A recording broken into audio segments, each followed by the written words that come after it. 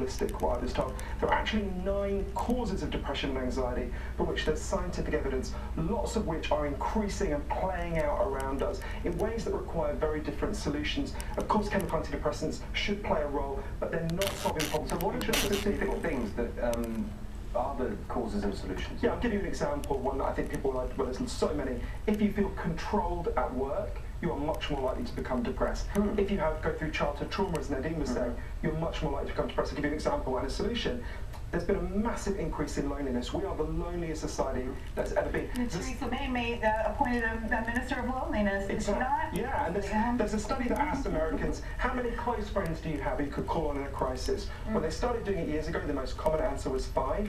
Today, the most common answer is none. And I was looking at, well, what would be an antidepressant for that drives up depression. Really fascinating. A doctor called Sam Everington in East London was really uncomfortable because he had loads of patients coming to him who were acutely depressed. And he'd been told, just tell them you've got a chemical imbalance, offer them nothing but drugs. Like me, he's not against the drugs, but he saw this isn't enough.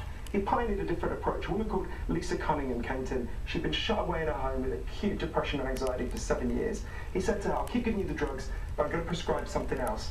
I'm going to prescribe for you to take part in a group.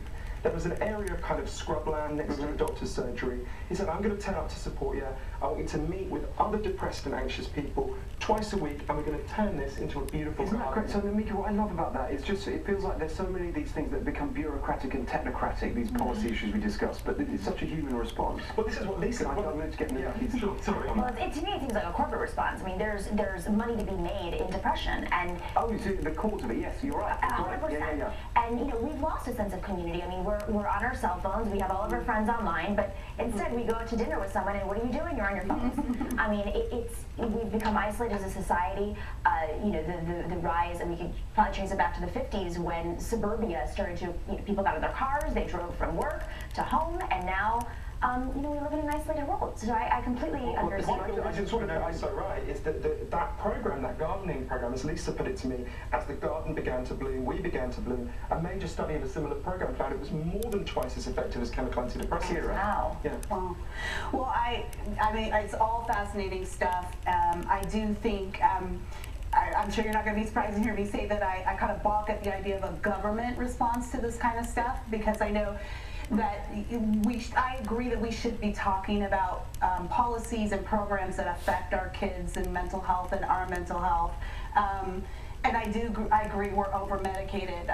Well, I think that's I agree with that warning, but I think, Namiki, you made a really important point there, which is the current system and the government backing for it is what's pushing all this medication. Yeah, I agree. Medicare for all, helped by pharmaceuticals. What we've got to do is expand our idea of what an antidepressant is. Chemical antidepressants should remain on the table. In Lost Connections, I talk about 7 different kinds of antidepressant things that have been proven to reduce connection anxiety. And the most effective ones are the ones that deal with the reasons why we're in such pain in the first place. Again, I just think, read the book, see the solutions, and I just love this whole way of thinking about these problems. Thank you so much. Cheers, Steve. Thanks to all of you. You won't believe what Democrats in California have done now. I'll tell you next.